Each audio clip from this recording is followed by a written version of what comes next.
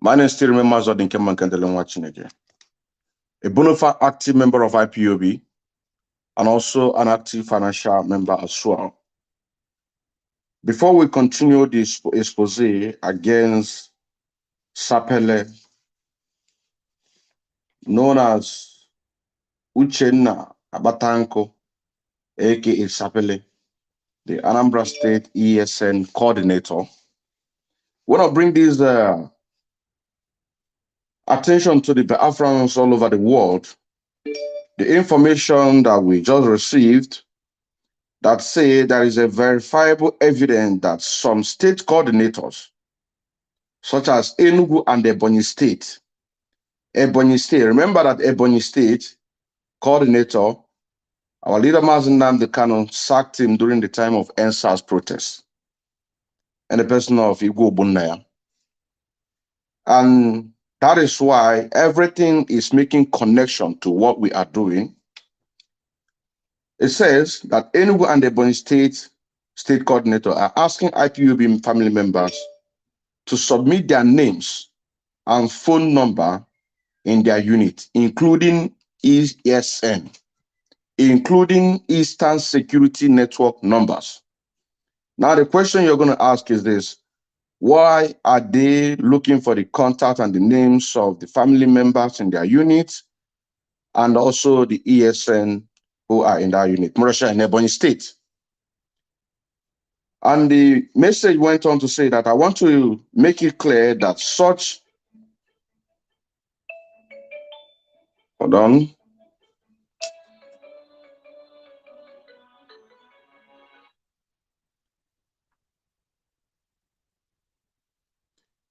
And he went on to say that I want to make it clear that such order was not given from IPOB leadership permitting state coordinators to collect the names of family members and ESN members in their unit. Therefore, any state coordinator are warned not to venture into this path because of security risk involved. Any coordinator found asking for the details of IPOB and ESN members in this state will be dealt with. Now, that is why one of the programs that I made some time ago, some people are going around trying to make a peace. But before you do that, you have to first of all try to solve the problem. And one of those problems is this: that our leader Nnamdi Kanu sacked Igwe Ogbonnaya and all his executive members during the ENSAS protest because he refused to allow the family members in this state to participate in ENSAS protests. So we are now going forward to the expose against Uchenna Apkatanku, aka Sapele. On this one, we are going to put a call through, because I said, for some of you who watched the few interview of that particular program, I said that I'm still going to ask them questions based on what they said, so that if there are something that they are missing, they are going to say it. So we're about to put a call through now so that we can be able to put these things and for people to understand.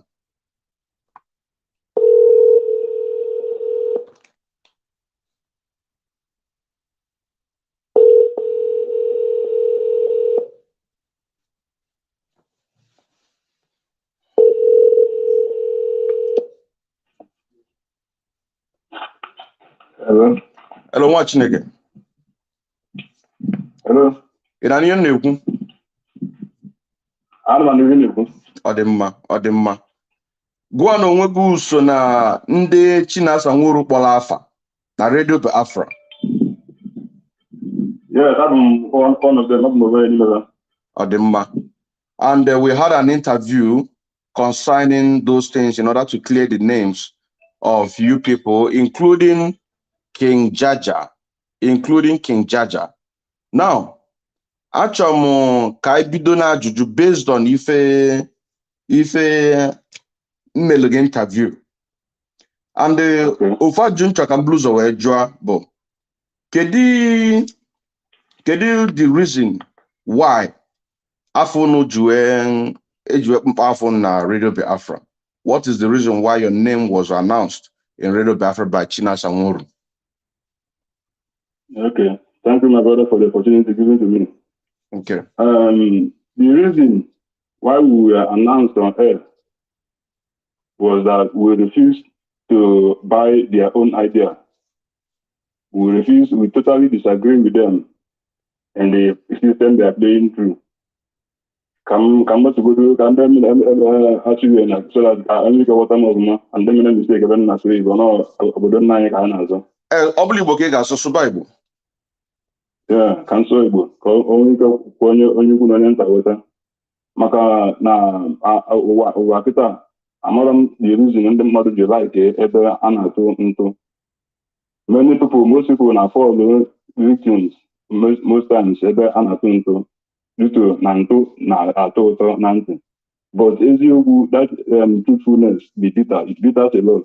And that is the reason Mazi Onyendu Nnamdi Kanu General in the custody of the DSS now, because not the straightforward, not the truthful. And this is the only reason, any other crime I committed, any crime I know and one Radio Biafra committed, simply that we refuse to buy their own idea, which is evil. I know in the camp since the establishment of the ESN from the February last year, from February 2021. Since then, kind of in the camp to this March. But ever since then, kind of complain of my treatment and in school. Could you believe now over 1,000 boys, more 800 boys, non camp, barely even for their fatherland. But due to my treatment, everybody retreated, and we were left with less than 200 men in the bush. Yes, even at that, they refused to treat us, not even normal, at least treat us a little bit fair, a little bit okay. How can a soldier, freedom fighter, people you say for with empty stomach, and sometimes some of our men now they are because no work I know, but this is the reason why they announce our names. Okay, now how can Mazi say no election in the entire Southeast, in the entire Biafra land? And after some days, just 3 or 4 days to the election, Mazi will now come back and say later the election. I see that now that Captain Adiro, Mazi, I am under custody, under DSS custody. Okay, what's next? Election. That no election will be by me, my Simba. What's next? This issue of election of the 6th of November 2021.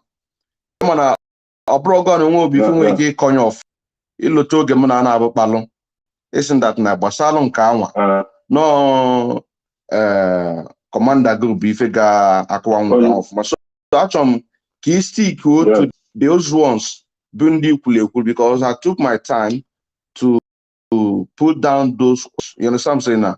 So actually key stick to the ones go on we go have the knowledge. You understand what I'm saying now? Ajolongo say kedi melu haju ekpa for na Radio Biafra. We say that no actually not because of Ezoku can Nnamdi Kanu General n'isi ebe. Yes. Can you? Even the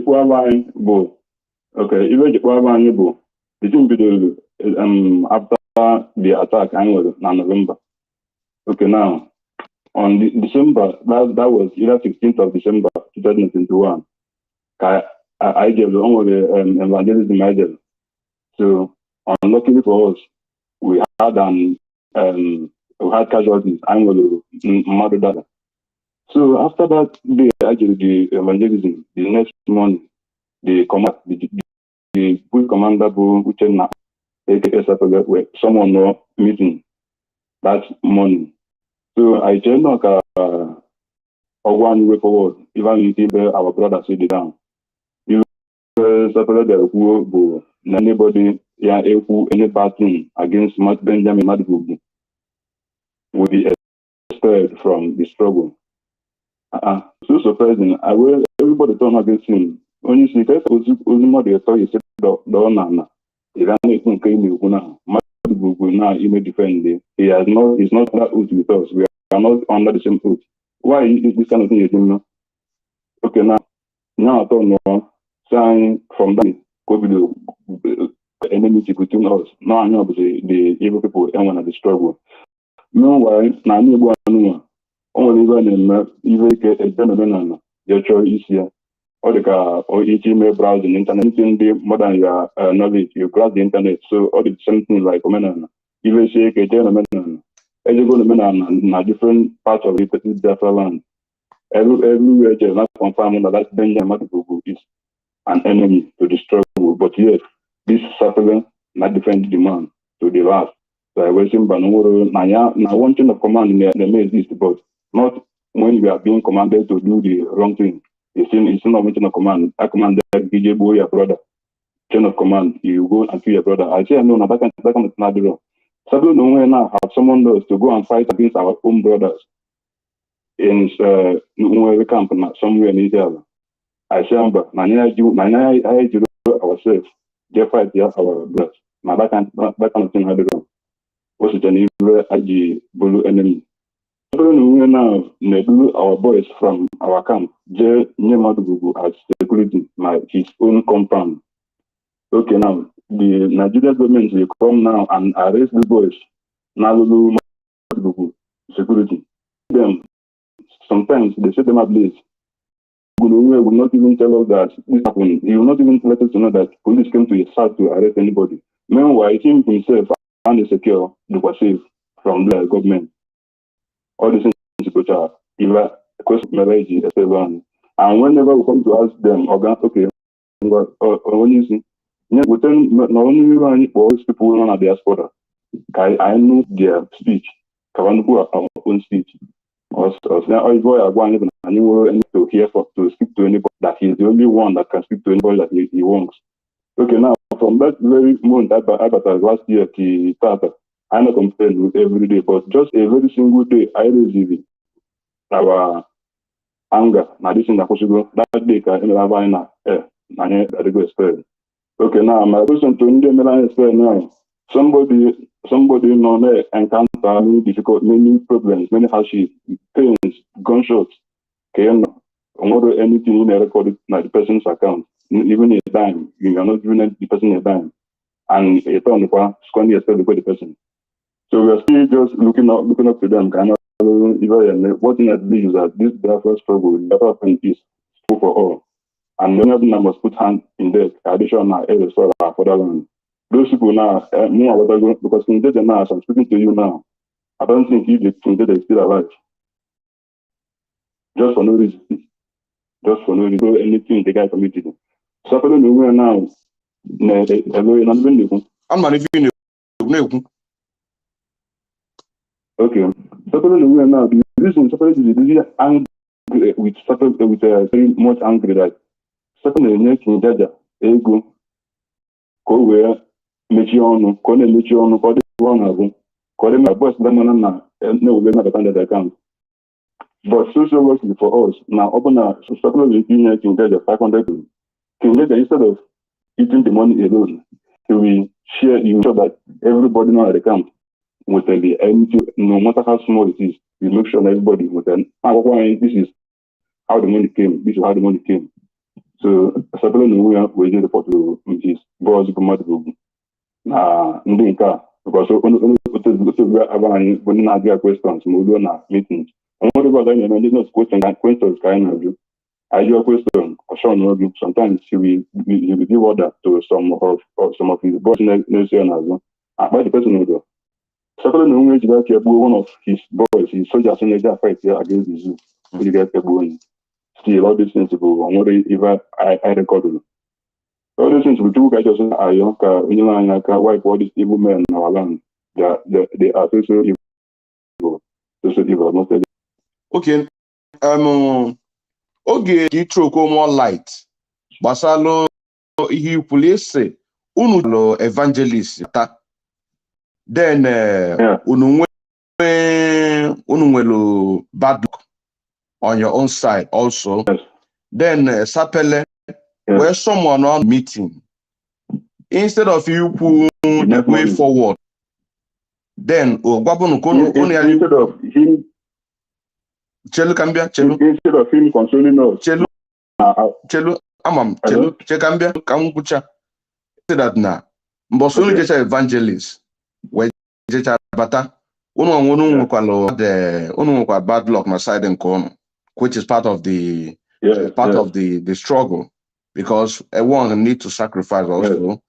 Then the Sapele where someone on the meeting, where ka only do anything bad against Benjamin Mmadubugwu, instead of equal way forward, you want to throw more light on that.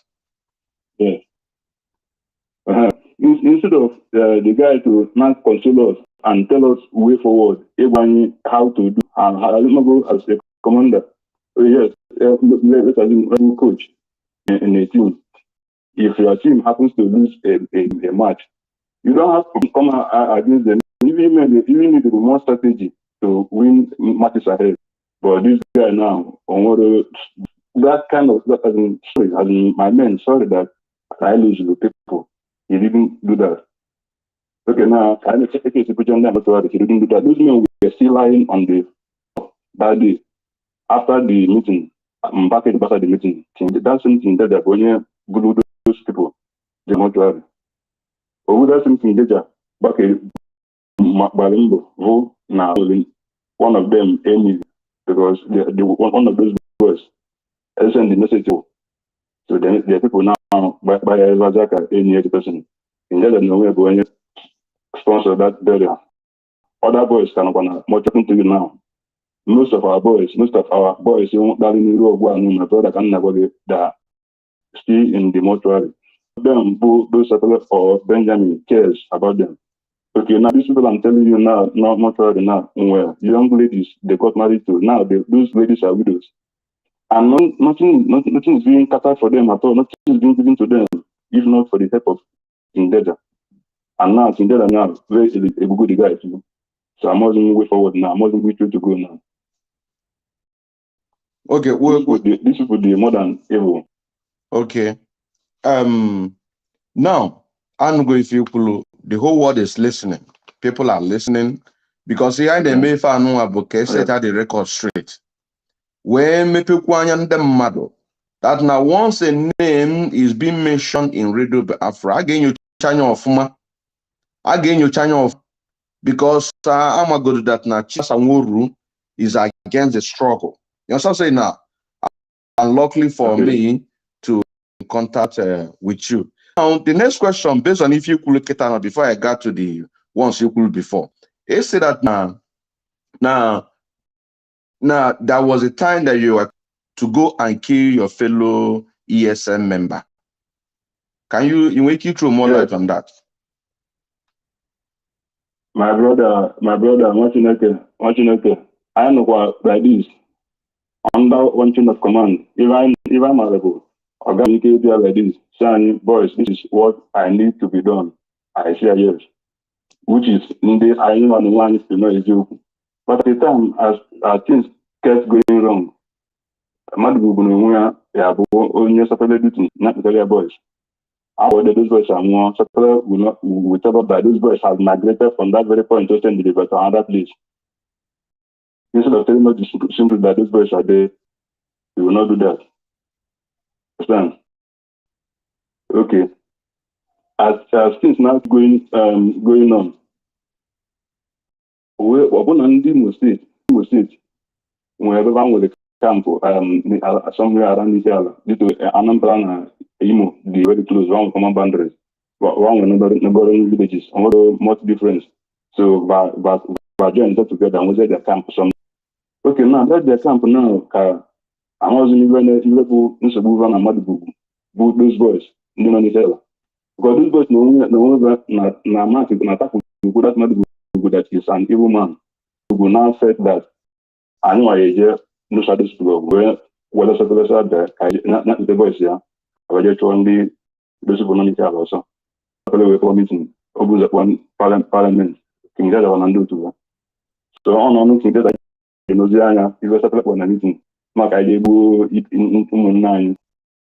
Meanwhile, mgbe ndị soja sị na Sapele anyị bụ ọsọ mana kịta na ọtọ ngasa anyị ka anyị egbuo ụmụnne anyị gasa anyị mba na kama daka anyị na-atụ eme ESN na-agbasa ọbụna ndị dịka ESN mana as God may have it, I made it to carry n'udo ma the place the attack now I enjoy ya. Mana chele ajụjụ nchejugo now. Kedu mgbe ha zigala ụnụ ma ọ bụ ha chizigala ụnụ ka njeje gbuo ụmụnne anyị nọ na Ihiala and Imo, between Ihiala and Imo State? Kedu mgbe dị found? That will January this year. This 2022 and January this year. But I can't say the actual date. One of the first week of January this year. What last year? You mean Jajubi because on the 10th of November, this last year 2021, Nnamdi Kanu court case. Yeah. It will bombardment between this year and Imo State. A lot of people were killed, houses. You know what I'm saying now? So that is to say that those ones that the Nigerian government cannot get, you know what I'm saying now, or maybe they, you know what I'm saying now, or maybe they had a battle with the Nigerian government. You know what I'm saying now? Now Uchenna Apkatanku use Sapele in order to use you people to go and finish the job. That is where this because when you talk about this Ihiala and the Imo State, and they also saying that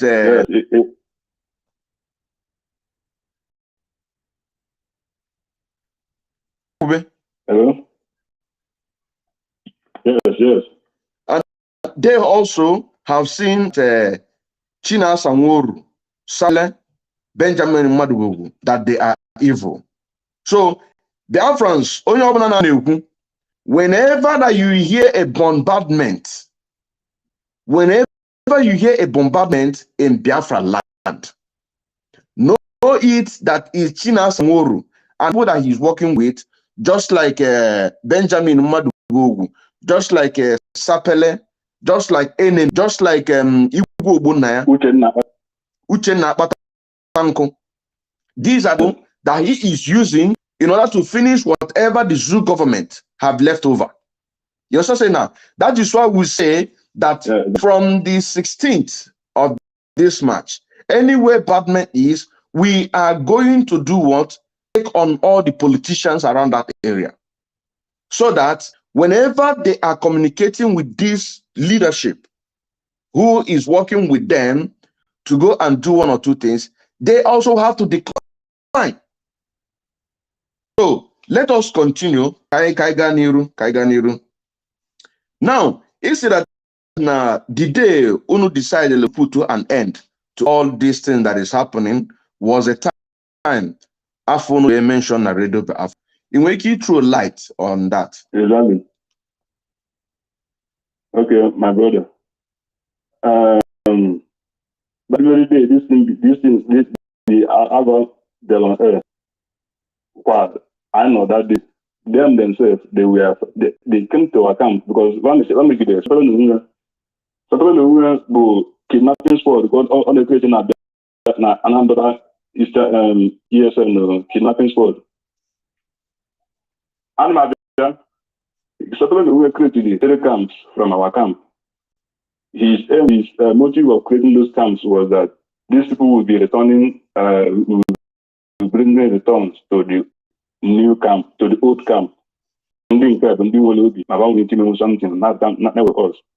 And when what is the return? I'm not return because when you statement, because you definition, clear definition of the statement. Define that return or define that.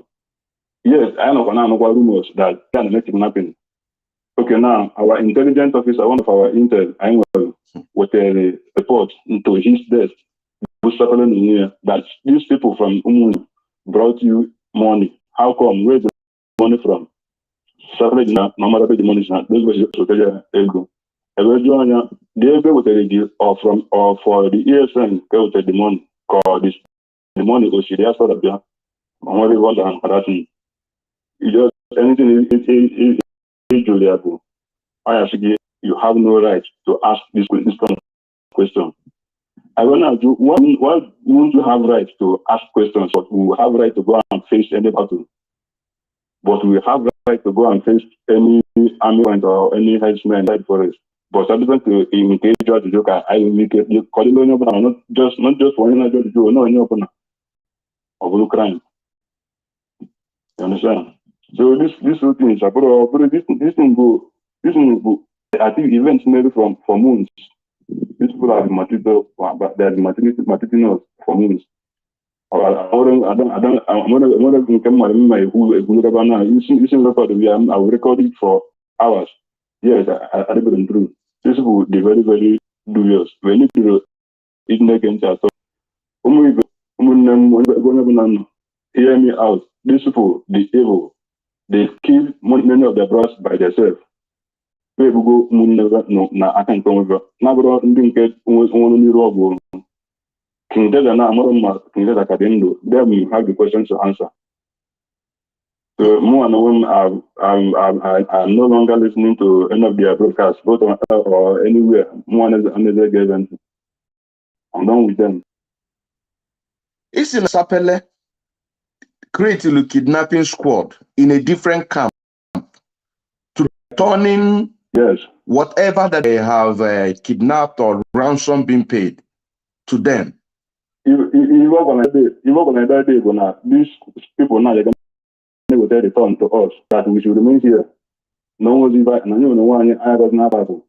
I got no service. I got no any plan attack. No one's invited. Not just I know but and I going to sign it was a nice turn. When I do, I watch it's not for that because I'm what you look with you. Not for what the return or what that is. Oh, no one is and I know what I am. Una no gini. I know no go never kidnap in this Anambra state. And they will say one very good day I on the camp. They ran to us. To us in the camp by around the attack on the main road. Then what you never intel they are wrong them they what jam in the south. We won't catch it to that day. That one now will the third kidnapping since what that new camp. And up to now, when they leave find is them. Many of them, some of them I not communicate with. Now I call on the AK good and case a cheat now sometimes not very from which is now the old camp. We start every day. We manage to eat once a day. Before I didn't eat, they will 1 hour. And that is the end for the day. Now those people they live fine. So those in that kidnapping squad are creative. Even about the special sport, not about even something. So I know now when they know upon data against them, when they never be email anything. So that is it. Hey, can't you watch also? Unu nwa na onwe unu na-ekwu ifefa kwulu. Na unu ga na-anọ ofu ebe, onwere unu ga na-alụzi. Nọọsụ ndị na-ekreti ilu special camp bụ ndị ga na-ewetazi unu return. Unu wee jụọ afa return gịnị? Kedu ife na ekwara sa aba ajụ? What is that return? Or return to send the line from obodo Igbo diaspora na account of ESN or return also. Now I saw never matter because I need to define. My man no worry when I anything I need to leave on our own level. I think another go care better our own struggle na diaspora and send the line ego. Every na robo I get because very clearly I know I think anything. Our own mission there is to go and eliminate whoever we want to eliminate. And go the person's property will be untouched. Okay now. Everyone want to go and sign out our struggle energy. What are we getting? When are we engaging ourselves in the struggle? And what is the benefit from that struggle energy? I know when I'm working. Because when I'm bambo, because I'm born, people say, "Man, we ego."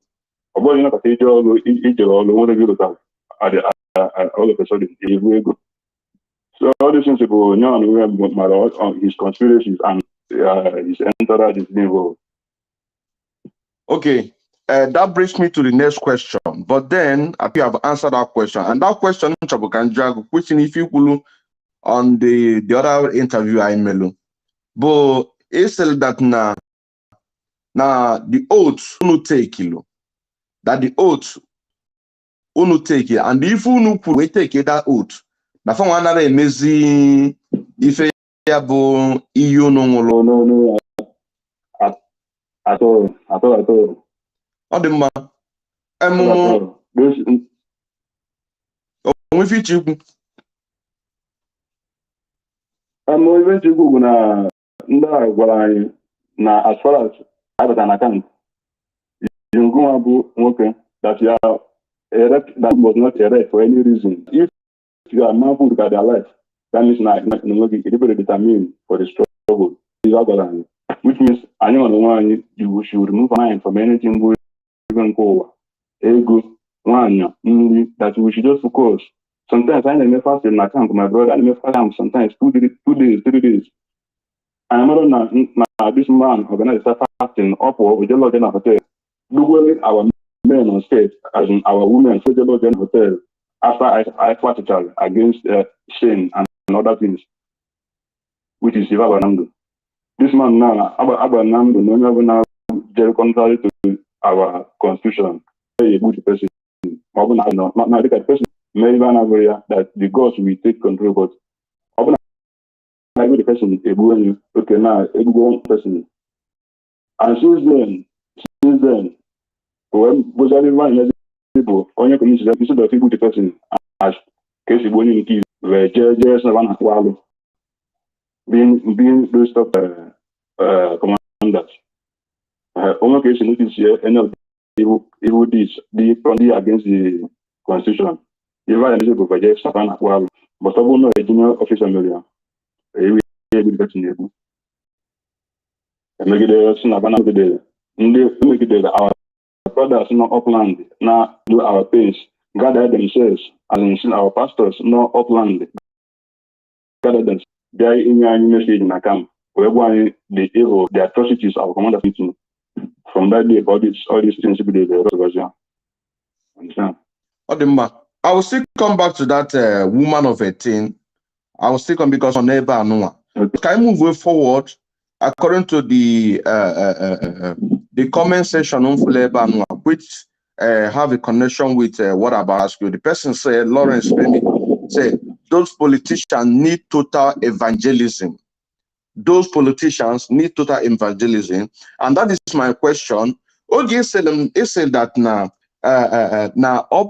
gaga me politicians attack. Gaga me politicians attack. Na obununu bata. Weki repeat put come more like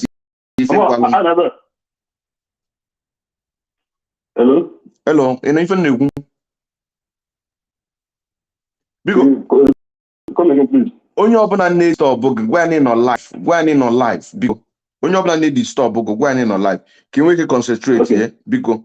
Can we concentrate?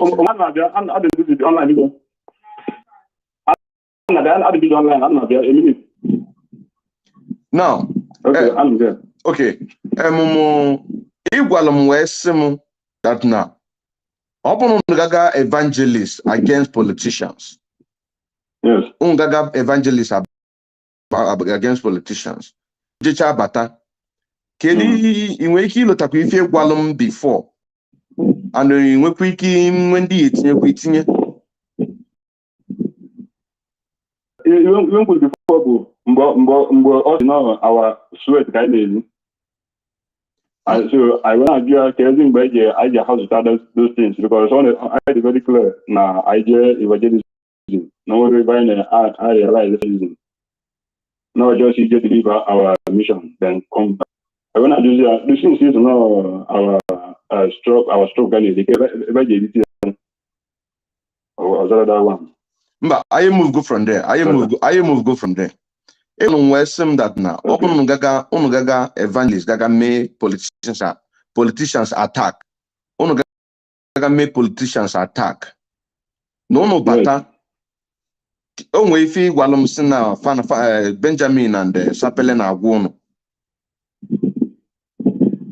Okay, yes.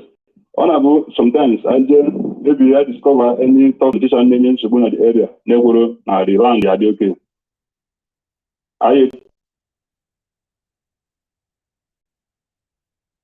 Hello? Where we first of all. No. Start again. Chelu. Network will break now. I want you to start again. Open Gaga find there out a politician, tough politician there. Yes. I did the place. Yes. Go ahead. Hello. Hello.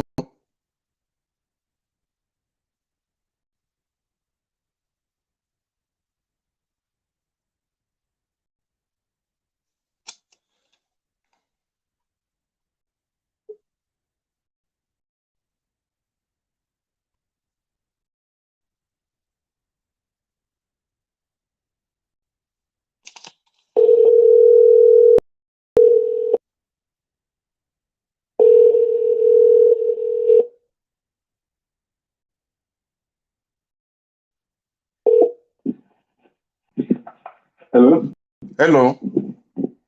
Yeah, that is network failure. Yes, on network failure. Ajujun Jologo, Iwalam na first interview I melu. It was seem that na obunu je gaga politicians, politicians naisubote nsogbu. No unu jecha abata, onwere ife Iwalam na Benjamin and Sapele.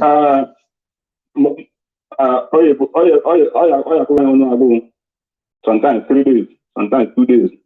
Ajo or shine na Israel. Those that year, I want to born for 7 days. See, they achieve their goals. I will not see where any politician related. Organic go shop, Mmadubugwu go say no food. Sapele go national don't remember what is our feeling. Not knowing that no our duty assumption around after that 3 days, I do work once in a day. Does it mean that na hadro happy na game politicians attack? They are not happy at all, my brother. What you know? Only the head of this Biafra struggle now, this and Nigeria as it is now, and this society is both. And Chuks Obasi is from Ebonyi State, while Mazanindu Nandekanu is from other state. But Adrian, no, choose direct.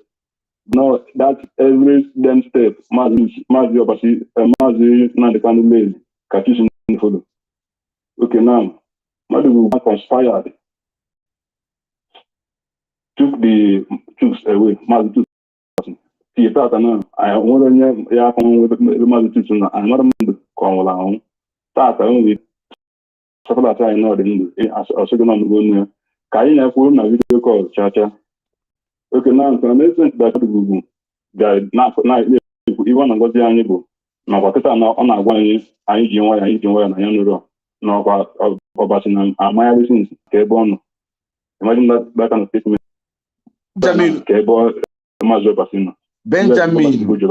Benjamin John ya wee gwunu na na-agwa unu ka unu nọrọ nwa akụnụ maghali kedu ebe maazị Chuks Obasi nọ.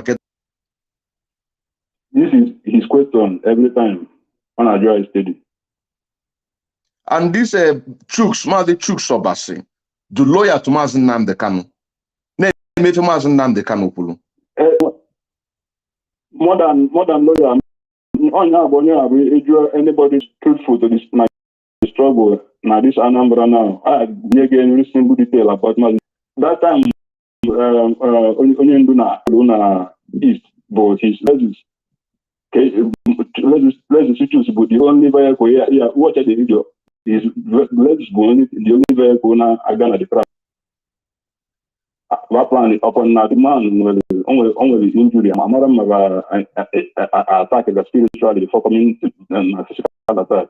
Man will a young man who another married about 40 years of age.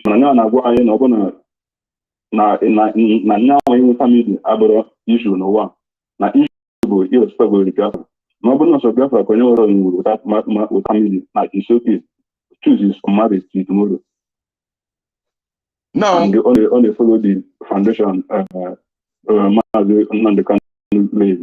but Sapele second Mmadubugwu onwere any account ọbachara ka dị ndụ kịta ma nwụrụ anwụ onwere nne na bank and ịbọcha ndị report mana ba na-ekele m na ba nọ nnọchi na ọdata okpuru n'usoro ọpọsịta ọkọba na-eso anyị na-ajụ ka eke esisi na-eso okpuru master gị tọrọ mana ichefa master gị mere that's the master where you see or have you eliminated him in order to take over this people whatever was a my brother, case is too much. Of course, case is too much. If I name mkpocha na nzacha, can we separate the weed from the chaff? You see, all about all here. Now, I want to go more light. Basalo ogesi na Sapele nwere ego na abata from the leadership. And the kedumbe Chelu. Sapele won't know where going to from the leadership. No hustle no. Chelu Kambia, Chelu. Us now we're going to from the leadership, from diaspora. No hustle no. Our hustle. Beautiful no Jenny. So that means in his own words, that's na leadership has abandoned you guys. And yes. And meanwhile, something is coming, and when something comes from the leadership, he will take some money to give Mazi Chinonso, aka King Jaja, in order to close his mouth. But then okay, what are the point? But then King Jaja will steal from that money and na elinne. Mana ajụjụ nchọ ejogo amara ndejua. King Jaja I ọmana ego na abata ka ọ maro. King Jaja ọ chọrọ itinye anya na dat na ego anabata na ego ọ chọrọ itinye anya bụ ọga ọbata nwaanyị nabatara because ọ na nyawa na King Jaja si go tinyebe anya na azọ the position of ọga. His own problem is just tell us if after everything me call why you not calling it and what it was King Jaja na agwa and what it was only saying King Jaja. Just tell us this is how everything is coming in or everything is being spent. You will not tell us. No, you can almost say the young man will be. I started out at 1 million. Okay, now even I want to understand the plan 800,000 for a month. The whole of ESN on Anambra State. You want to understand the line every month is 800,000. You mean 800,000? Chelu? You mean $800 or 800,000 euro or 800,000 pounds? Hi. 800,000 Nigerians Naira. Can they send the whole of Anambra State? ESN. Yes, not even send the line every 30 days. And you know why other or his own brain calculate your line. Like I said, how many boys? Now that's 800,000 I need to run in 1 week. And that is the reason we start on this. Because even going to ever with 800,000, a watch, I bought it up to 200 times 150. Every year, since the very costly na and we go on neighbor. Earlier that 2-3 days, 1 week highest. Other days, I not start with the only get that I might late. Every one late and every the following day. Just this thing is when okay, this February first I know let's go the money 1 million. Yes, the 1 million there. Now some now 200 we go to somewhere else, which is unknown. Anonymous fellow, not collect 1,000. Meanwhile, the 700 also then the same day go to us. Okay, now many of them when they are only are forced to give guava. I think our team call now that actually receive that call about the 800,000. Invite us, let us be very sure, so that if this kind of issue arises tomorrow, somebody can defend you that you didn't mess up with their money. Mana, on another one. I have seen even here for the no one right. No, you will, you're not there for no, we will, no, only any message or passing, and message that I don't like that. So we're just saying that we are America because our own appetite for the movement. I appetite with our whole mind for the movement. Now, one thing, two things involved is either death or a victory. As I am now, only with them very much. I'm very angry now as I'm talking to you that some of my men are not ready now.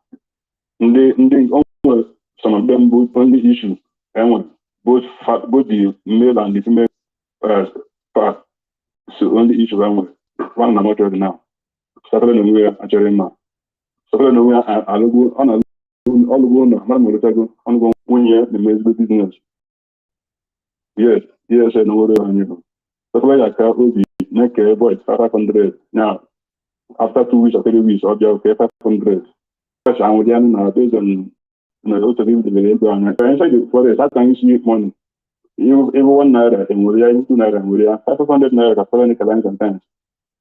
So all these things we buy number not just we hope on Elohim, whom is the creator of heaven and earth. I wonder only we have all these things are stuck with automatic break. What we are doing is a very great work.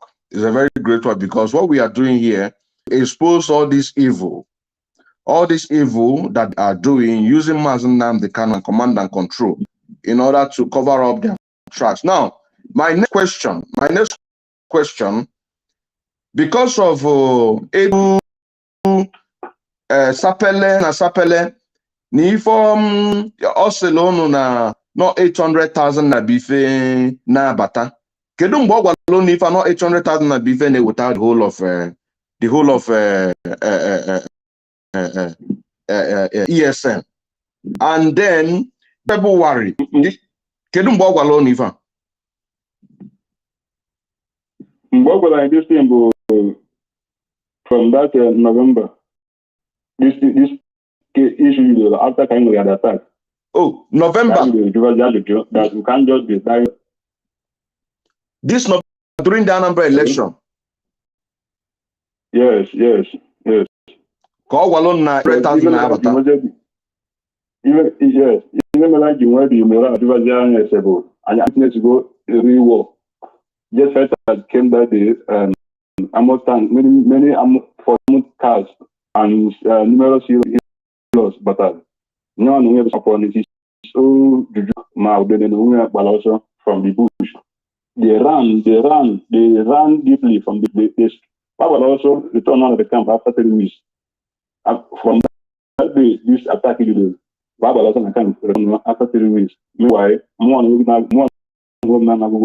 King Dada and other people in the camp. Still, we secure every of our property on other point. We handed everything to him as the boss. Corner. Then from there, now this is we can't continue like this. We can't just be dying here for nothing. Nothing is solid. Now, since even honest manage everyone will not sustain not 800,000 can national change the land.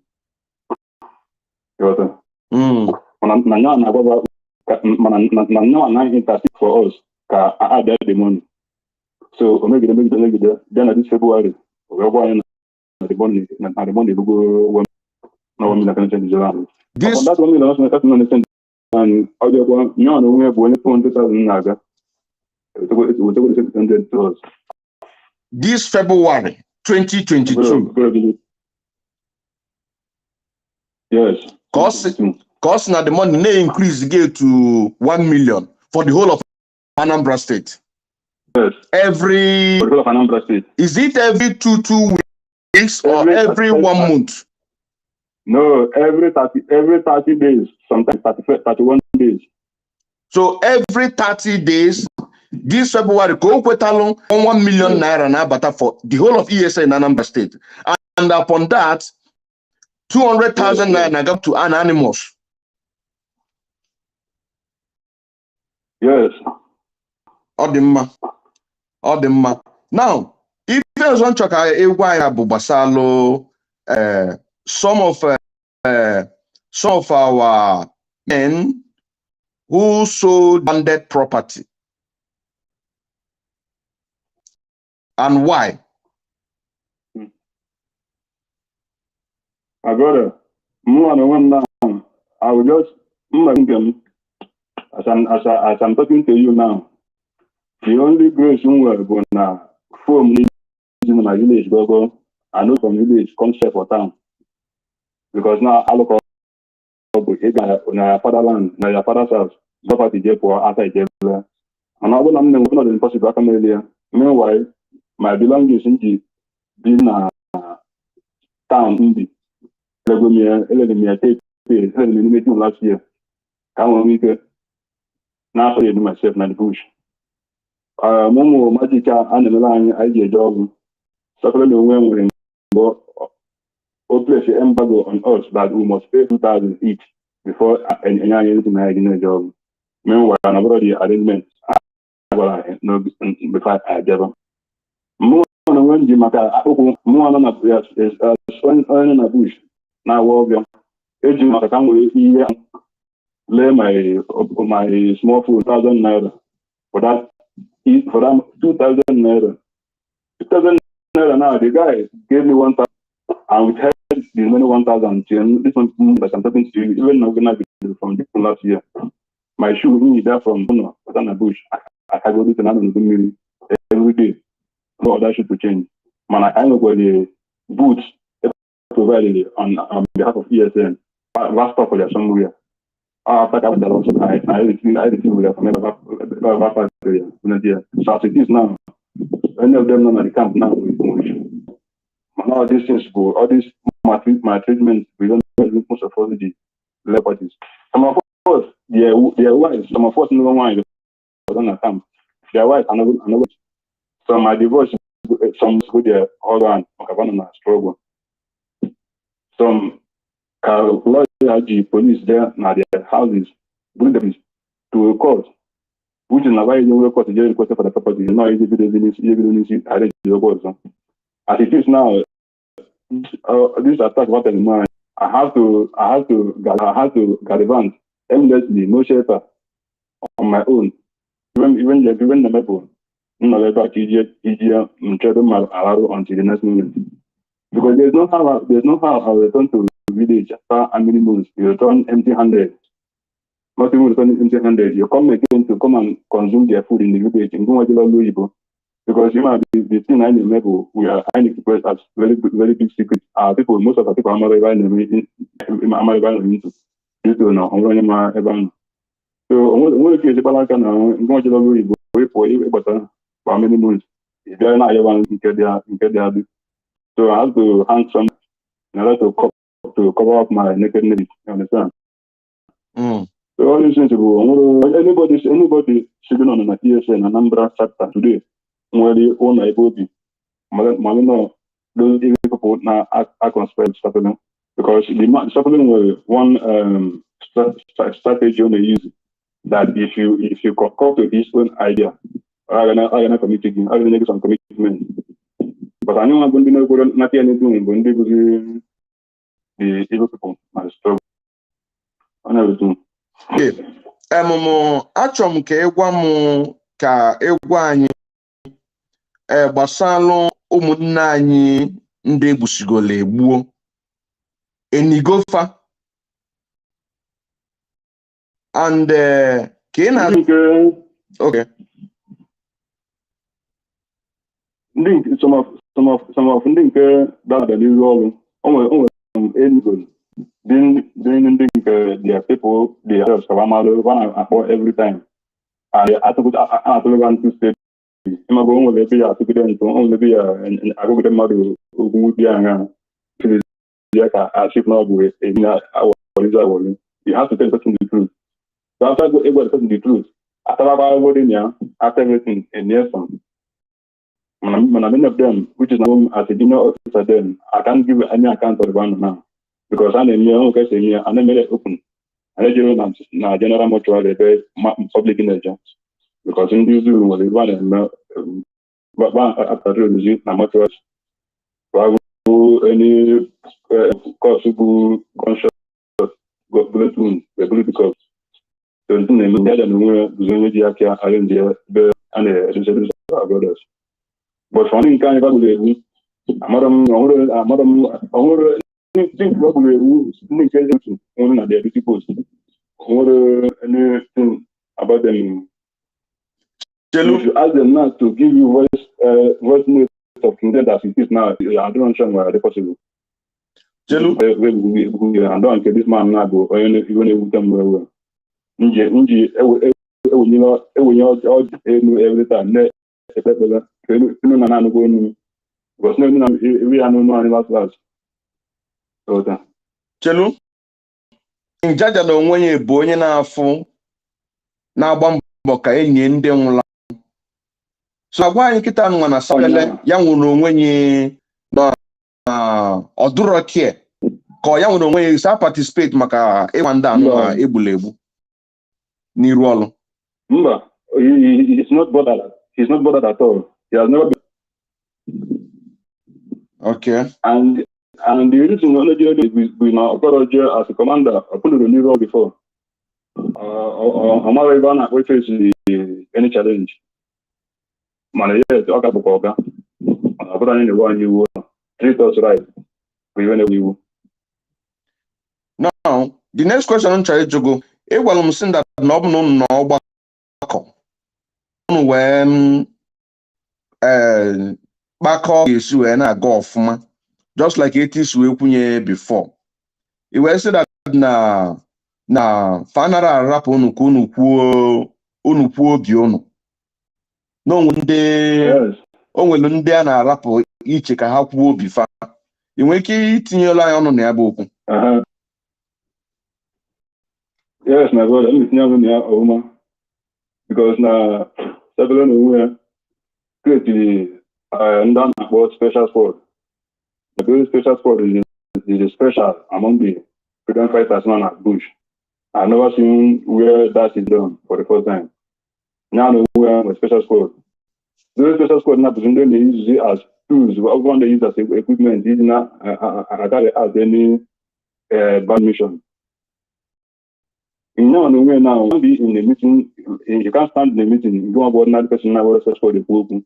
If we command those special sports, a blue that person, that junior officer, really maybe before person after 2-3 days with injuries, person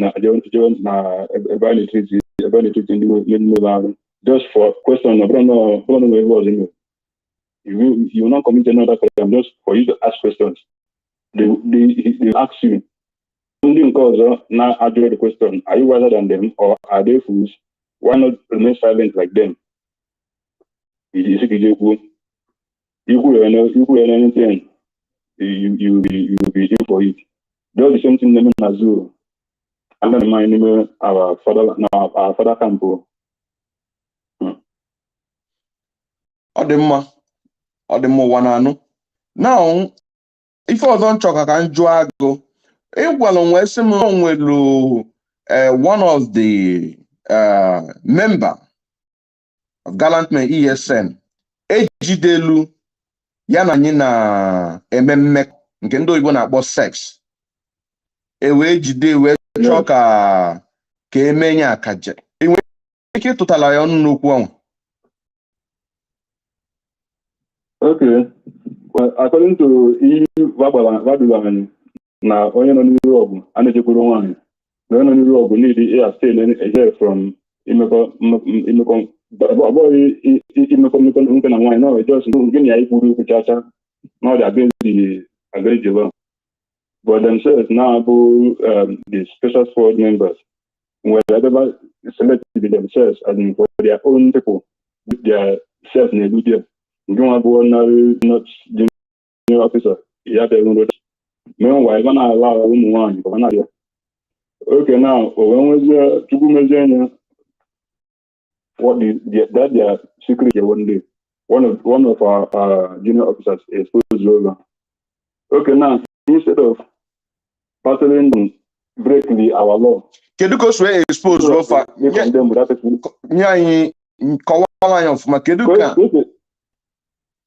Expose honorable. No, that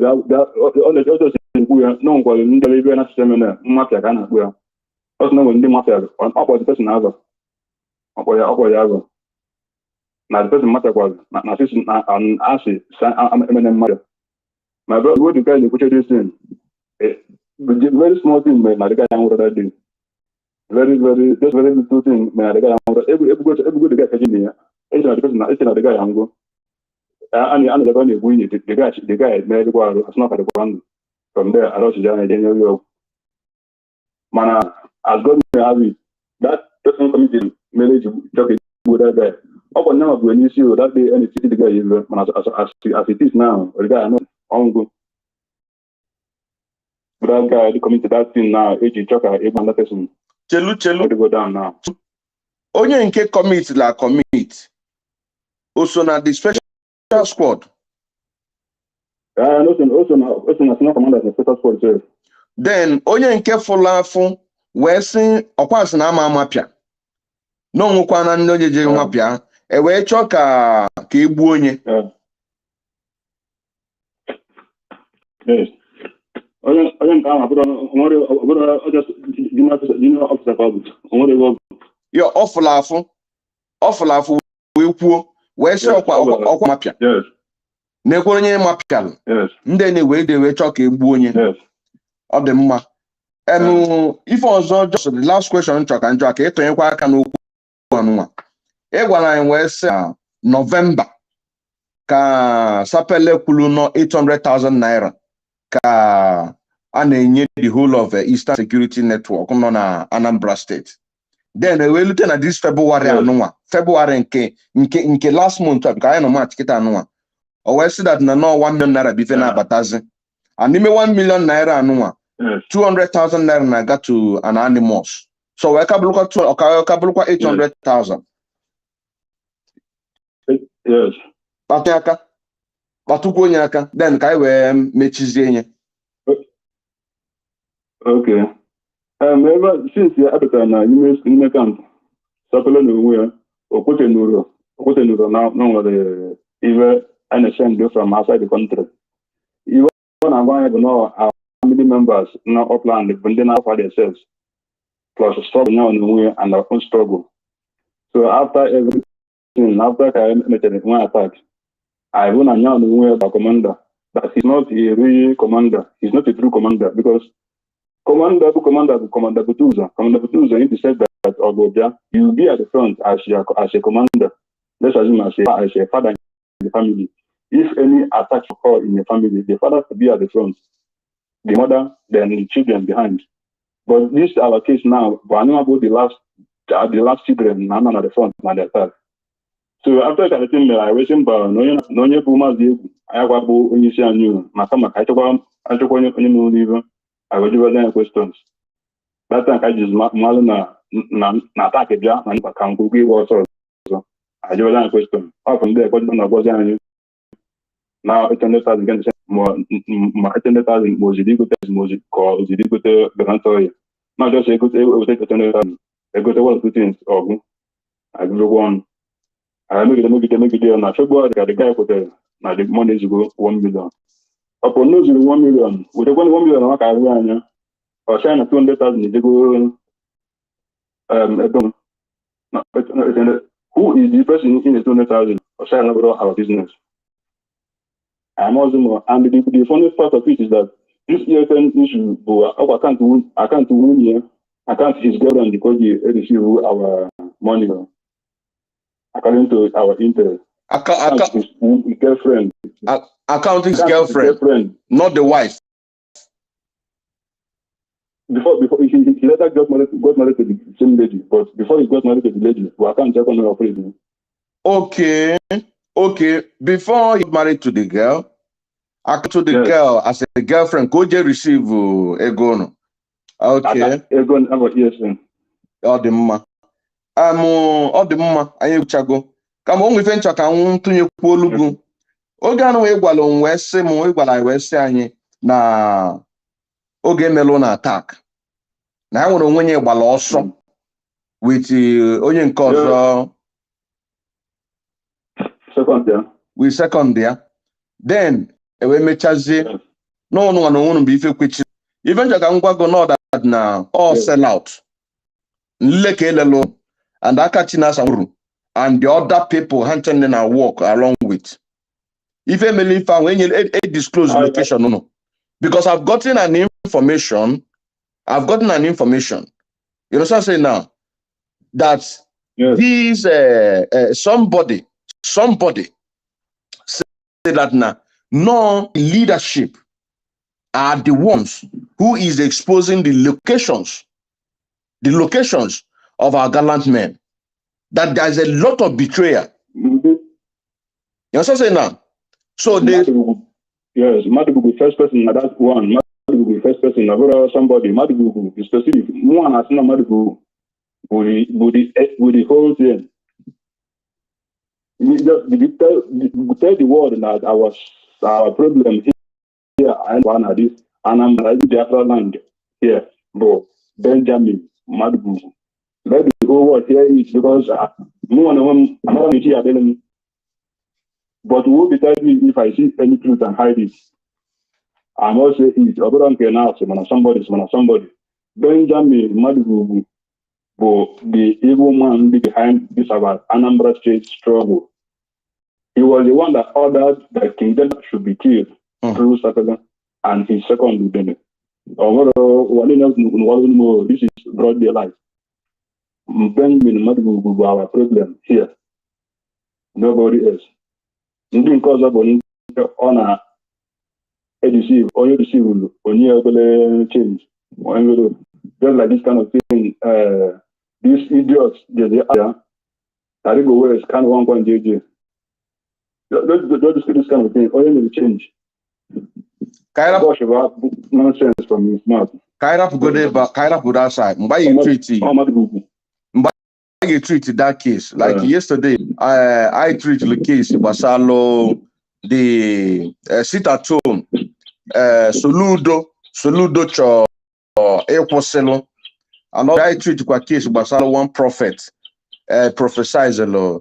So even when we are can I stay in one place? You can I stay in one place, just like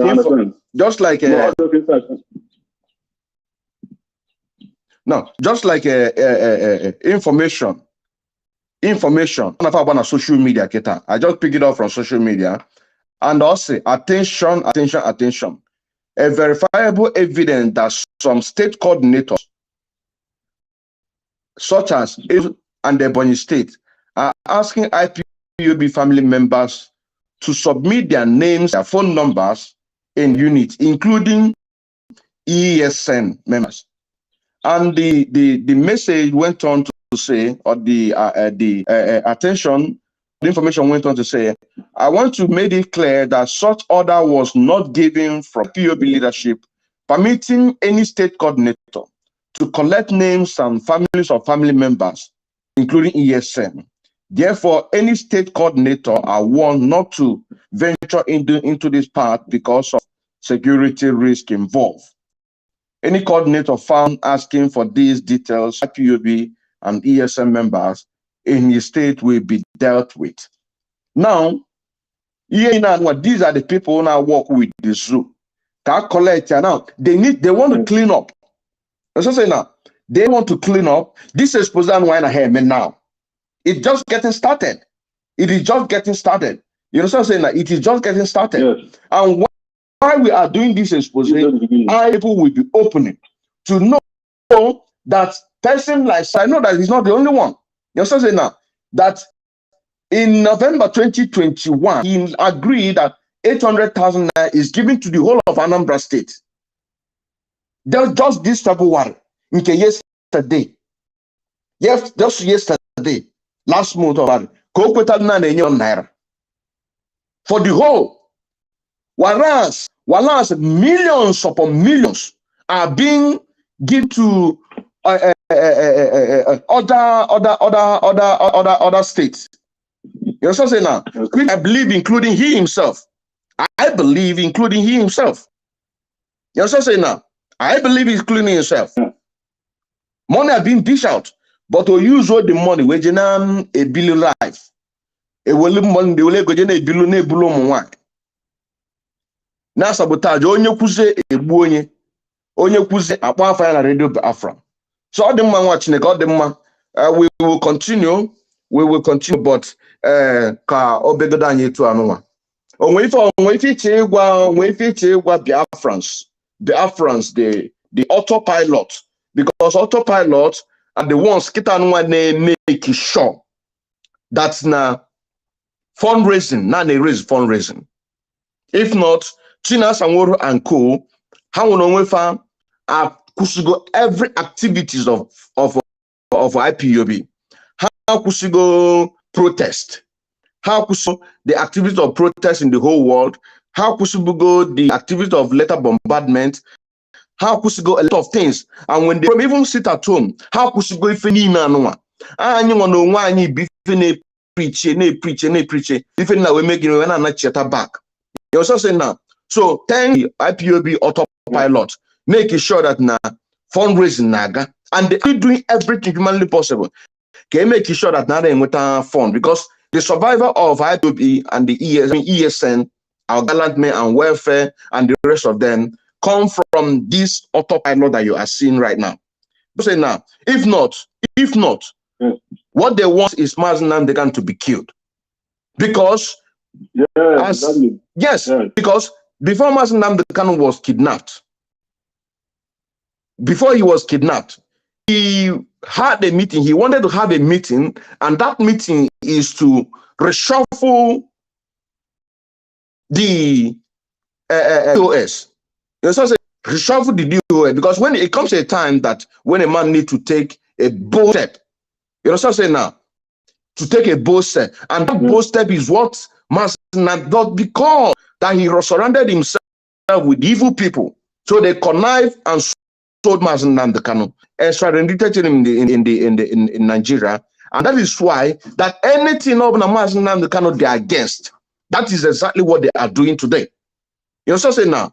That is exactly what they are doing. So in the nearest future, once you remember anything, because we keep on this thing till we finish, I get finish the whole of interview. The interview I melo my mom na your commander. It's about 1 hour. So we have a lot, and as we're going, then we'll be asking more questions. On which we can POB worldwide. Even Magua Umuibo, Biafra, ebe ọ bụ na onye abụna nọ na o nwere ogwu ilu a na-atụ na be anyị ọsị onye atụ na okwute na-abịa maka na ọ mara ụmụ onye nke ya ka ọ dokwute ya ban ka ebe ọ pụtara onye ọbụla kwụba aka ya ọtọ eziokwu arụtọ na nkụ nwanne m nwoke nwanne m nwaanyị onye ọbụla eburu na-ekwu eziokwu. He is being hated by many, in fact by all, but onye ọbụla na-atụ anyị, that is where people will be falling into. Mana nke na-anụ olu m kịta ebe ọ bụla na-anụ olu m, keep your hands straight because no, that aka gị ekwu ọtọ ịdị ọcha ka e that promised land iwu gbuo onye you are on generation. I'm much you will not be very, very upright in everything you do. Avoid throwing a ball against a wall because it must surely come back to you. That's the law of karma. Is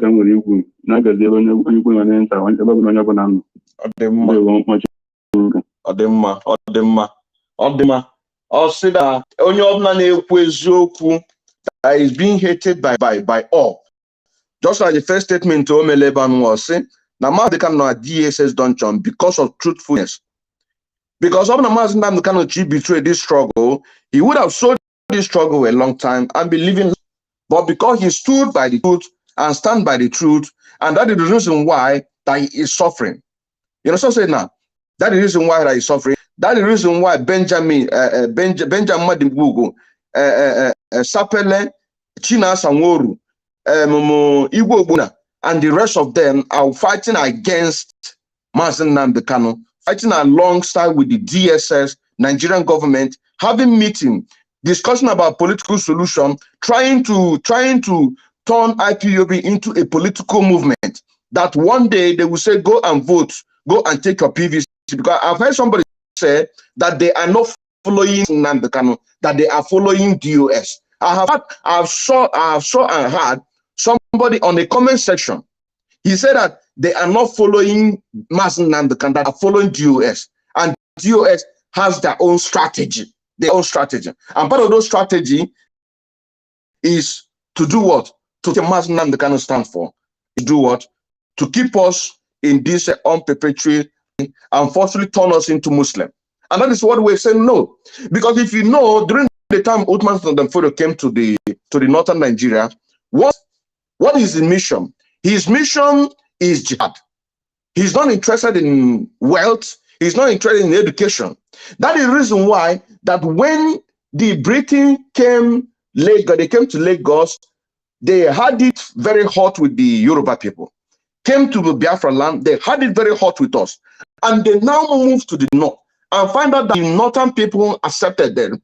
Now, why was it? It is because the conquer of the Hausas during the 1904 to 1908, 1904, 1908, you know, they were conquered.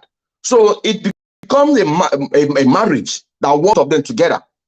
You know, that is the reason why that whatever they are doing, they use the Fulani in order to complete whatever the interest that they are doing, even need to renew their agreement of oil. And now the Fulani have learned from the master, which is the Britain. You understand? Now, what are they doing now? The Fulanis are now using our own people.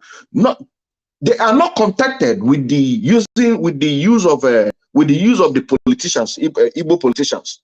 They are not. They have now extended it into this family.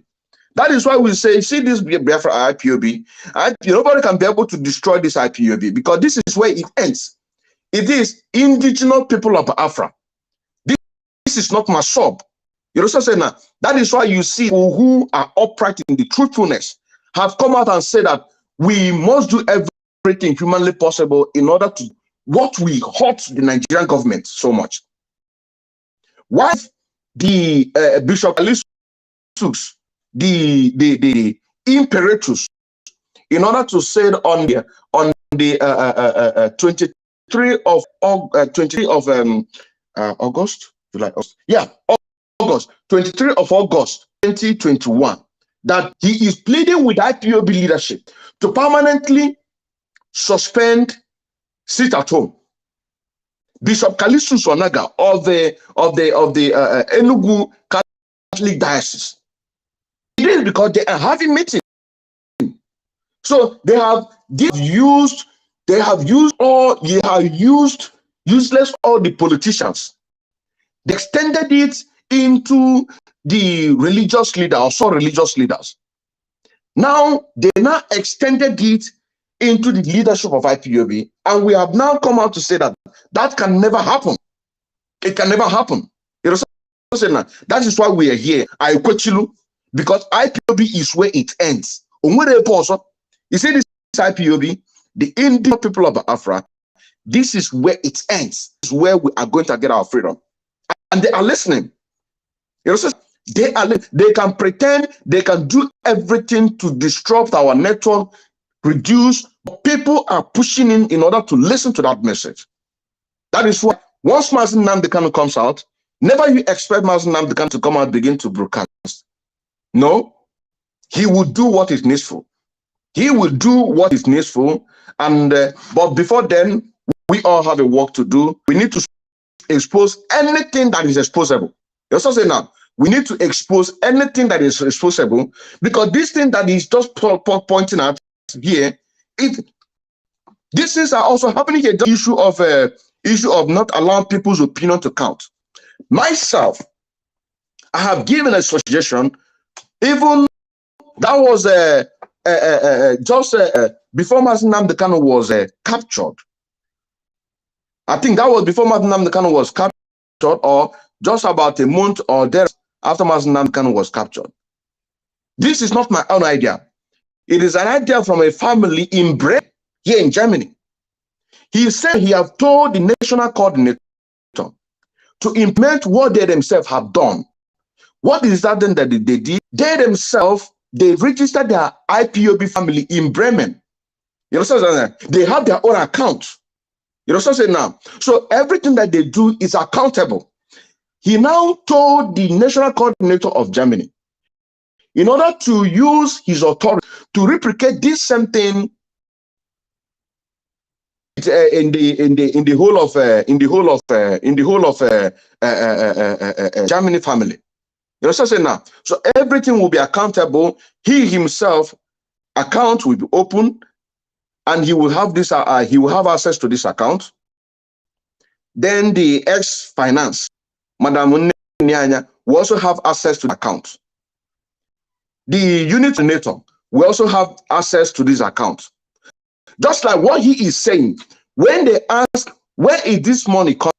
Since you say that the leadership is not taking care of us, where is it coming from? He said, don't ask me anything. This is a brother, a comrade, a principal officer in Bremen. He said, you have told, but each time you told the national coordinator of Germany, he doesn't listen. So when he was discussing it with me, and I said, tell it again, tell me again, those things. Say it. While he was saying it, I was putting it down. All these things, I bring them to writing. Me and him, we edited it in a way that's going to make sense, and the grammatic. So we edited it and make everything to be perfect. You also say now, if I can bring that distance, you can bring it. If I can bring it, I don't know if people are still hearing me, but if I can bring it, let me read it. Let me read it, because it's part of those things that people's opinion does not count. People's opinion does not count. You also say now, let me try and bring it, because it's very, very important. When somebody is talking about things that will make the family to move forward, which myself have already contributed in this quarter, even in the document that I sent to DOS, Majike Dozen, it is there. It is there. I even put it there as an idea from a family in Bremen, which I am just the writer in that. Let me see. Let me see it. Let me see, because I have it here. I have it here. It is here. So these are the things that we're talking about. Opinions, people's opinion does not count. People have ideas how to do things and how things are going to move, but they don't take it. They don't take it. So these things are just happening. You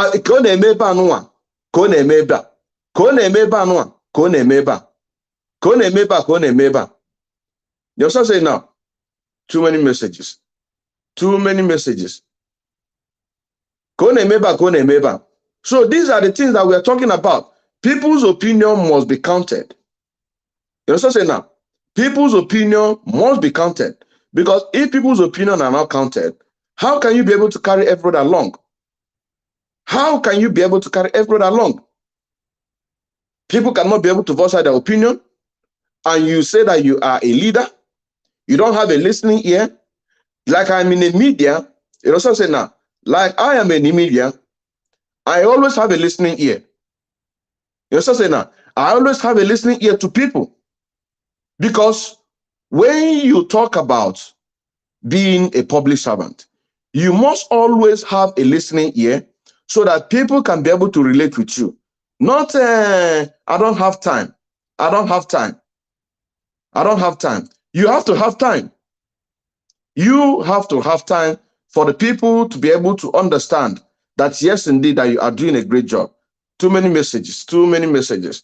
But this thing I'm talking about right now, this thing that I'm talking about right now, it is with Chike Doziem. As I'm speaking right now, it's with Chike Doziem. Now that it is with Chike Doziem. You also say now, let me try and remember. Number one, in that thing that we wrote there, that the national coordinator, let him tell the unit coordinators, this unit coordinator will look for people that can speak the language very, very well. They will go and meet a lawyer that his specialty is in registration of in this case, IPOB family. You also say now, those ones will go and register this family. And registering this family, account will be open. In this account, unit coordinator will have access to that. A national coordinator will have access to that. The ex-finance, Madam ex-finance, will also have access to this account. That the people can be able to pay in, so there will be accountable. You also say now, there will be accountable. This one is number one. Another one is this, it will give a one-way,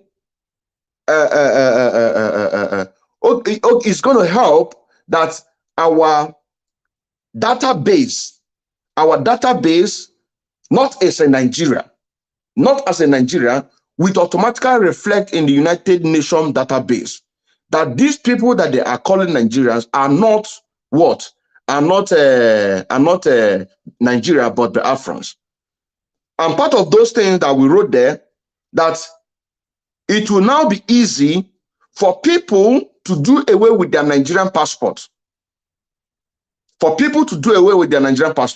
Because once you go and declare yourself stateless person, United Nations will automatically recognize you as a Biafran. Through this registration, you also say now, through this registration, United Nations will automatically recognize us as a Biafran, not Nigeria. You also say now, and he also this comrade from Bremen, he also made a reference that, for example, when we went to the Berlin protest that we went on the 9th of July 2021, he said, for example, the people that came to that protest is about only 1% out of what we have here in Germany. That is 50, that is about 5,000 people. About 5,000 people in general from this Germany came to that protest. You also say now, when other people who are not interested in Biafra sees that these are the benefits that you can be able to benefit, you can do away with Nigeria, have a United Nations that you can travel anywhere without harassment. Without harassment, it will give the people the mind to come into the struggle. You know, so say now, I wish I find it, I could have just read it now. But all these things, those 16 pages of document that I compile against China Sanworo, that by the order of Chike Doziem said that I should send those things. It is among the last page. It is among the last page that I sent just to move the struggle forward. You also say now, just to move the struggle forward and for people to begin to have so all these things, when all these things are being put in place, but they cannot do it. because they don't want transparency. You also say now, today in Bremen, as I'm talking to you right now, today in Bremen are functioning very, very good. Bremen are functioning very, very good. They are registered. You also say now, they are registered. And the leader there is carrying everybody along. The unit leader there in Bremen, when they have a general meeting, sometimes what he don't understand, he will take it to the family and say he cannot give answer to this particular decision. You know what I'm saying now? Let me take it to my people. Let them decide, because I'm just their leader. This is an example of a leader. A lot of these things, we just put it there. A lot of things that we just put there so that the struggle can be able to. But this kind of a thing, they don't want it. Anything that will make the struggle to be transparent, you cannot see them do it. You cannot see them do it. So what they care about is only how to, what they are going to do, siphon money, talking about transparency. No, they don't want that. You know what I'm saying now? They don't want that. So we continue on this expose, just like what we do today is a telephone, so that people can hear it because we will continue and begin to set these people free. And we know there are many people that their name have been mentioned. If you do your investigation very well, you will see it's a similar case. These people, they don't want to play and buy by the evil that they want them to do. You can hear what he said, that they were sent. Sapele sent them to go to Ihala and Imo State to go and kill a fellow ESN member. But they said they're not going to do that. They sent them to go and kill a fellow ESN member in Ihala, between Ihala and Imo State. So anywhere you see bombardment, knowing the hands of Uchenna Apkatanku is there, and the people that he's working with. Sometimes he might not know, because he has already trained them. Everybody's greedy. Building business, building this. So everybody's greedy. You cannot tell me what to do. You are there. After all, you are the person who taught us how to do that. So you will not begin to see a kind of argument. Yes, but anytime I want to do such a thing, I want to be aware of it. This is what kind of thing that Uchenna Apkatanku will be telling them. Yes, I know, but anytime I want to be aware of it. I want to collect my own return. Just like you just said, that Sapele created a camp for a special squad. Ask these people, this one that you just heard his voice now, that they are going to be remaining on a particular, the old camp. These ones are going to be beginning return. That those ones are the ones who have mind. And these ones are created for kidnap. So all these kidnap that you are seeing in Biafra land, these are the people. These are the people that we're talking about. Special squad, dead man squad, Ebubago. Because this creation, these are the places that they got all these things.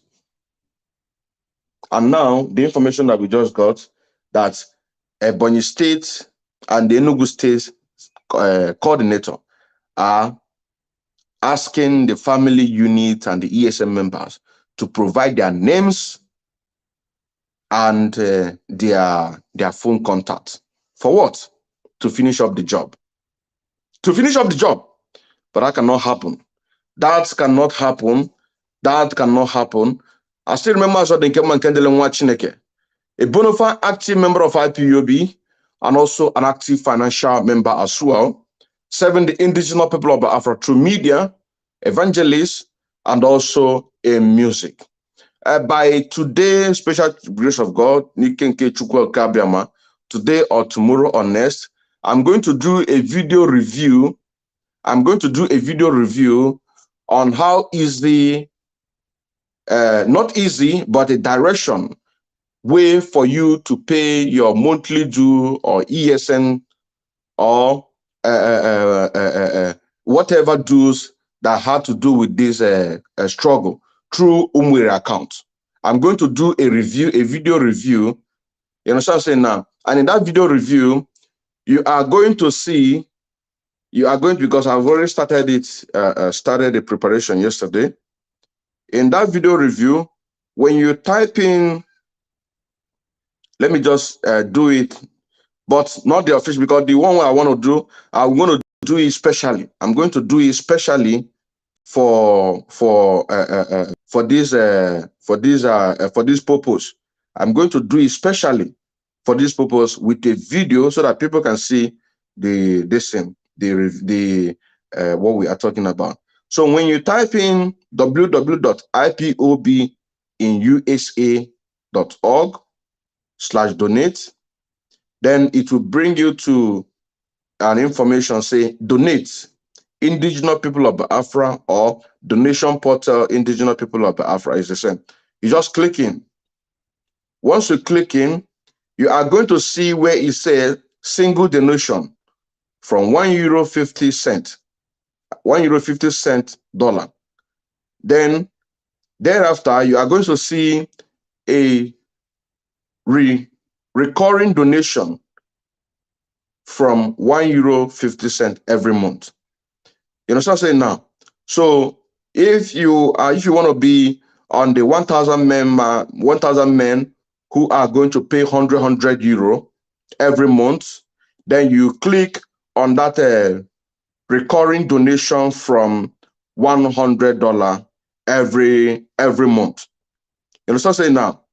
If it's a single pay that you just want to make a single pay, just like when you make when you promise that this is money that you're going to give, even though you're still paying for the monthly, and that monthly is automatic.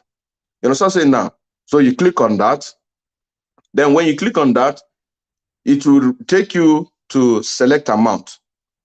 When it takes you to select amount, you just click the select amount, and then you are going to see from €1.50 to $2,500. You know what I'm saying now? Then you click the one of your choice. For example, $100 or $200 or $300. Then you click pay. When you click pay, then it will take you to the next one, which says, you are going to see there, it says indigenous people of Biafra USA, your account. You are going to register with your email. You understand now? And for the advice, always use the email that nobody knows, because when you are having anything financially, you understand now? The email that you are going to use, make sure it's not a normal email. If you don't have an email that is special, go and create one. Change all your finances. You understand now? Change all your finances. The email that you are going to be using, be it in this or your bank or whatever, let it be known to only you. So when you go there, you are going to put that email in order to create an account. Then you will see the other one, say additional information. It will now ask you, what would you like to donation to apply to? Choose a selection below. I'm just reading what is here. ESN, Eastern Security Network, that is one. Political consulting lobbying, that is two. Political consulting lobbying, not a political solution. No. This is had to do with the lawyer, be it international or in the zoo Nigeria. Then you see another one, number 3, dues. Then number 4, you say gift. You want to give a gift, T-shirt, hat, etc. Then the number 5, general, whatever is needed. Then because the money that you've already clicked, the money is there. You understand what I'm saying now? You click the one of your choice. Once you click the one of your choice, it will take you to continue. So once you click continue, it will bring you to another information. You understand? Say now, when it brings you to another information, that information say additional information. Would you like your donation to apply to which already selected ESN? Just like the one I just did it, and I'm just showing you according to my screenshot, which I'm going to make a video about it. Then say payment. For example, Visa. I'm using Visa. You also say now, I'm using Visa. I think MasterCard is also acceptable. Then the leadership who are in charge of this finance, somebody have complained that we need to make it easier, like a PayPal, so that the people can be able to be easier. But you can always just go to your bank, apply for Visa. It can only take you for a week or 2 weeks. The Visa, they will send it to you. It only costs you, like mine cost me only 30 euro every year. 30 euro every year. You can use it to buy anything online that you want to buy. You can use it to pay this, like this one is online payment. You can use it to pay. So it doesn't cost you. You can go and apply your own. Like I'm using Visa. You can also, I think a MasterCard also, yes. MasterCard, Visa can do that. You know what I'm saying now? Just go and apply for it. So you already put in your information, your card number, expiring date, and the card, a special card number that allow you to do transaction. Then the next one is going to take you to is where it's a billing address. In this billing address, you put all your information, your name, your first name, second name, surname, your street, where you are living in, then the name of the street, and the postal style, that is a postcode. Then after you've done that, it will also take you the state, the phone number on that same information. After you continue with that, it will take you to another one, continue. Then when you continue, you see purchase. You just click purchase, and that's it. And once you are done with that, then you are going to receive an email automatically. You're going to receive an email automatically that you have been confirmed. You know what I'm saying now? You'll be seeing, and that is automatically your personal evidence. You know what I'm saying now? Because that email that you are going to use, make sure that nobody knows about it, because there are a lot of hackers. You know what I'm saying now? Do not use an email, your office email, or the email known to people. Use a personal email that nobody knows about it, so that it can be safe. It can be safe. So thank you very much. I'm still going to do review on this, concerning this, so that it will be easier for our people to be able to be putting their money. So very, very easy. And if you want to check in any country that you are, how much is it in dollar? Just check go to Google and type in the rates between this and that. Just put exactly that money. That's it. You can as well make sure that at least enough money is always in that account. Can calculate it and just put it there in that particular thing, so that every month will be running. So that is it. I still remember as well the Keman Kenlin watching again. See you. I'm Mitch Kokama. Bless you.